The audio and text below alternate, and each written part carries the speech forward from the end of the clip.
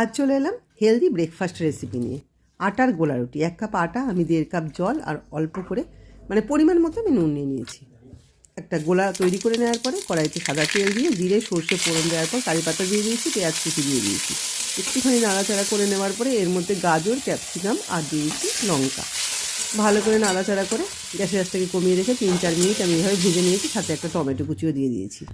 ভাজা হয়ে যাওয়ার পরে এর মধ্যে আমি যে আটার গোলাটা করেছিলাম সেই গোলার মধ্যে ভাজা সবজিগুলো দেওয়ার পরে কিছুটা ধনেপাতা দিয়েও ভালো করে মিশিয়ে নেওয়ার পরে একটা ননস্টিকের প্যান বসিয়ে অল্প একটু সাদা তেল ব্রাশ করে এর মধ্যে 2 হাতা আমি গোলা দিয়ে দিলাম। গোলাটা দেওয়ার পরে আমি এপিট ওপিট করে ভালো করে ভেজে নিলাম। এইভাবে যদি বানিয়ে থাকো কিন্তু একটা রুটিও কিন্তু ভেঙে যাবে না, খুব ভালোভাবে কিন্তু গোলা রুটিগুলো উঠে আসবে। কেমন লাগলো রেসিপিটা অবশ্যই জানাবে, আর যদি ভালো লাগে তাহলে অবশ্যই একবার ট্রাই করো। গরম গরম গোলা রুটি টমেটো সসের সাথে পরিবেশন করলাম।